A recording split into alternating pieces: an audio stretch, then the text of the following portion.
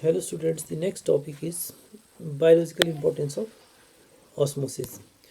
So देखिए living system में osmosis की क्या इंपॉर्टेंस है, ह्यूमन में क्या है और प्लांट्स में क्या है, ये हम देखते हैं। देखिए यदि हम क्या करें, लेट आरबीसीज, जैसे आपको पता है आरबीसीज क्या होते हैं, ब्लड में आरबीसीज होते हैं, रेड ब्लड कार्पस्कल्स। यदि आप ब्लड के जो प्लाज्मा होता है, ब्लड प्लाज्मा, उसकी यदि आप कॉन्सेंट्रेशन देखें और जो आरबीसी के अंदर जो मतलब लिक्विड होता है which is called cell sap, उनकी यदि आप कॉन्सेंट्रेशन देखें तो वो बिल्कुल सेम कॉन्सेंट्रेशन के होते हैं। आप बोल सकते हैं कि उनका जो ऑस्मोटिक प्रेशर है ब्लड प्लाज्मा और सेल सैप, आरबीसी के जो सेल सैप है उसका, वो बिल्कुल बराबर होता है। तो यदि दो सॉल्यूशन हैं, जैसे एक हमारे पास लेट ब्लड प्लाज्मा है और एक यहाँ पे लेट आरबीसी के अंदर सेल सैप है, तो यदि दोनों का ऑस्मोटिक प्रेशर बराबर है तो ऐसे सॉल्यूशंस को हम क्या बोलते हैं, आइसोटोनिक सॉल्यूशन। सो आइसोटोनिक सॉल्यूशन, यदि आप ब्लड प्लाज्मा की कॉन्सेंट्रेशन की बात करें तो that is nearly 0.1 normal NaCl solution concentration.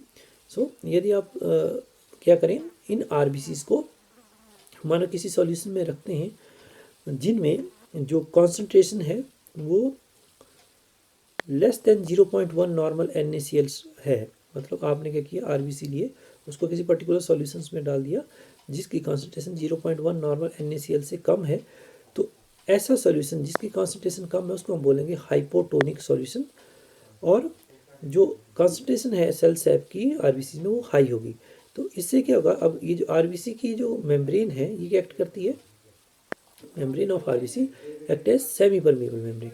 तो क्या होगा, जो ऑस्मोसिस प्रोसेस से क्या होगा, जो सॉल्वेंट पार्टिकल हैं वो लो सॉल्यूट कॉन्सेंट्रेशन से हाई सॉल्यूट कॉन्सेंट्रेशन की तरफ को मूव करेंगे, और अल्टीमेटली क्या होगा, जो आरबीसी के अंदर जो है फ्लूइड का प्रेशर बढ़ने से उनकी जो सेल मेम्ब्रेन है वो रप्चर हो जाएगी, and this rupturing of RBC is called haemolysis. ये क्यों होता है, जब आप आरबीसी को किसी हाइपोटोनिक सॉल्यूशन में इंसर्ट करते हैं जिसकी concentration less than 0.1 normal NaCl solution से कम हो।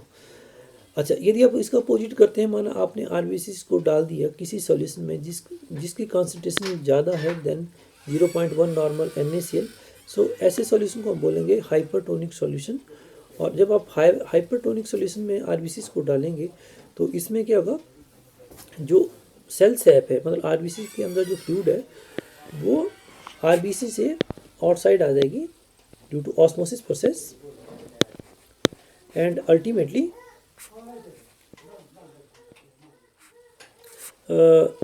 जो फ्लूइड है, pressure of the fluid within the cell sap या within the cell of RBC that will decrease, and ultimately जो आरबीसीज हैं they will start shrinking, and that process is called plasmolysis.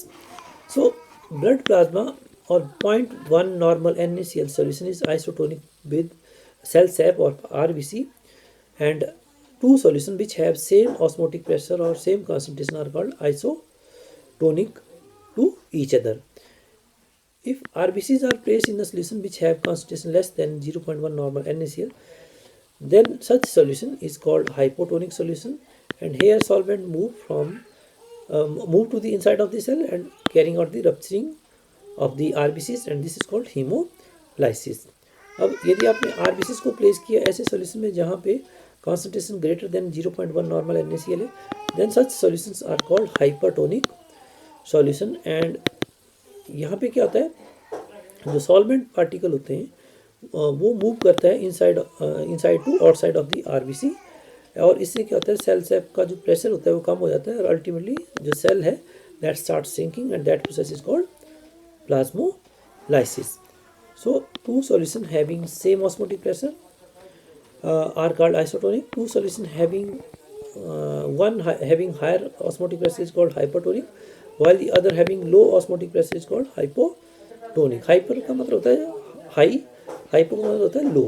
So these are the three types of the solutions: isotonic, hypertonic and hypotonic solution. अब next है biological importance of osmosis in plant. तो plants में क्या होता है, जो absorption of water होता है by the roots that take place by osmosis process.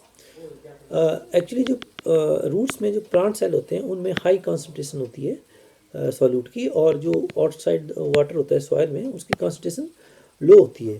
तो अब क्या होता है, by the osmosis process solvent move from the low concentration region, मतलब from the soil water to cell sap, या सेल सेप कहाँ पाएगा, जो प्लांट के रूट्स हैं उनमें, by the cell membrane of the root cells which act as SPM. So basically the absorption of water by plant roots takes place by osmosis process. So these are the biological importance of osmosis. Thank you.